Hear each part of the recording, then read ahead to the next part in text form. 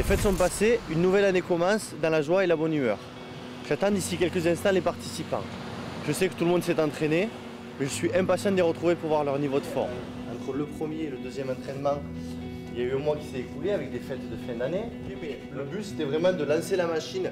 Le gros du travail commence maintenant. À travers ces vacances, il y a un petit Papa Noël qui est passé, qui s'appelle Puma. Du coup ils ont dit, on va leur offrir une paire de chaussures à tout le monde.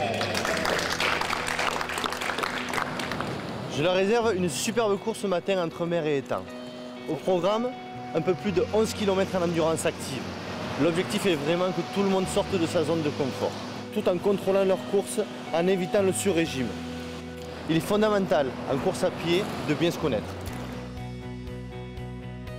Donc déjà, moi je veux juste mettre l'accent un peu sur la notion de l'échauffement qui est vraiment très important. Donc à chaque session que Christophe vous propose, sur le plan d'entraînement que vous avez, vraiment pensez à bien vous échauffer, à ne pas partir d'entrée de jeu dans le dur de la séance et vraiment monter crescendo pour augmenter petit à petit tout le système cardio-respiratoire, etc. Pour pas que vous mettiez dans le rouge d'entrée de jeu, ça c'est relativement important. Et tout comme à la fin des séances, de même revenir par un petit retour au calme, 10 minutes tranquille, après avoir fait du fractionné, etc. C'est important vraiment de finir tranquillement pour que le cœur se stabilise. Voilà, on a commencé par 10 minutes, puis 20 minutes, et puis on se régale de plus en plus, on prend plaisir, on regarde le paysage, et en courant à deux, ça nous donne de l'énergie, mais par contre aujourd'hui on s'est vraiment régalé, parce que c'est vrai de courir en groupe comme ça nous a donné une énergie de groupe, et c'était fabuleux, on a fait des rencontres. Ça fait à peu près 2 km que tout le monde court. Là maintenant chacun va partir sur son endurance pendant 5-6 km. Donc là, les organismes vont commencer à fatiguer d'ici 3-4 km. Il va falloir faire attraper un petit peu aux ressources mentales. C'est un peu un défi. J'ai eu 30 ans, donc je voulais le faire et je veux y arriver. J'ai toujours couru pas plus de 8, 9, 10 km. J'ai aussi l'habitude de courir seul. Donc seul, une demi-heure ou 3/4 d'heure. Là c'est un petit peu plus long et surtout c'est en groupe, donc c'est assez motivant, ça passe beaucoup plus vite. On passe un bon moment, c'est le côté courir ensemble qui est vraiment, enfin moi qui me plaît. J'aime courir seul, c'est un peu long des fois, et là le fait de tous être ensemble c'est vraiment un bon moment. Non, c'est très sympa. On est à peu près au 5e kilomètre, donc on arrive à la mi-course à partir du moment où on passe derrière la cathédrale, et là on va rentrer dans le dur. Il y a une grande ligne droite pleine de boue, donc il va falloir faire appel aux ressources mentales. A tout à l'heure. J'ai l'habitude de courir sur Palavas. C'est vrai que je cours beaucoup seul, donc c'est vrai qu'en groupe c'est bien parce que ça motive un peu. On essaye d'avoir de courir un peu plus vite, d'essayer de rattraper, de laisser partir devant, de rattraper, voilà quoi.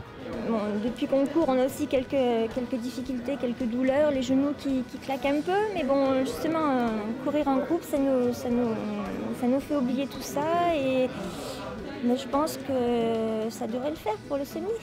La séance d'avant, c'était beaucoup d'exercices. Aujourd'hui, ça a été sur la longueur.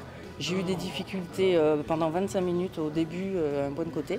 J'ai réussi à passer un petit peu au-dessus. C'est passé au bout de 25 minutes, mais voilà, j'ai réussi. J'ai essayé de tenir le rythme et c'est vrai que courir en groupe, ça aide parce que les autres me tirent un petit peu. Ça m'évite de rester trop derrière. Et pour ma première sortie avec le groupe, je trouve que c'est un groupe très, très sympa, très dynamique. Ils ont l'air bien motivés tous. Le niveau est un peu hétérogène, il y a un peu de tout niveau. Christophe a l'air de bien les driver aussi. Donc je pense qu'ils vont être bien prêts pour le 2 mars. Ouais. Ça va être un bon challenge pour eux et je pense qu'ils vont tous le remplir.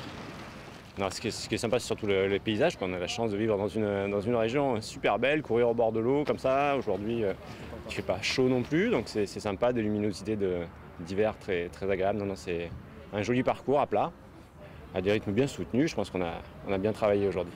C'est maintenant.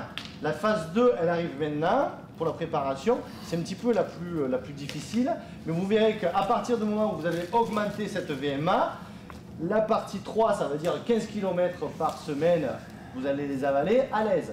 Ce sera la sortie la plus longue que vous ferez pour préparer un semi-marathon. Voilà, bah écoutez, je suis vraiment satisfait de cette séance. La motivation était grande. On a fait un super échauffement avec une petite douzaine de minutes où tout le monde est resté groupé. Puis après, chacun est parti sur son rythme. Les plus rapides sont venus chercher les moins rapides aussi. Donc il y avait vraiment un esprit d'équipe, un esprit de cohésion. Et c'est ça qui, à travers d'un programme comme ça, c'est ça qui est le plus important au final. Parce que bon, faire des kilomètres, faire un semi-marathon, c'est important. Mais surtout, de générer un esprit d'équipe, c'est pas donné aussi à tout le monde. Voilà, donc si au moins je peux apporter ça aujourd'hui à travers ce programme, c'est déjà une victoire en soi. Donc là maintenant on passe vraiment dans la phase numéro 2 de la préparation. Ça va être les moments de stress, un petit peu de doute, de blessure qui risquent d'arriver. Donc j'espère que tout le monde va être présent le 1er février pour le 3e regroupement. En tout cas je vous dis à la prochaine.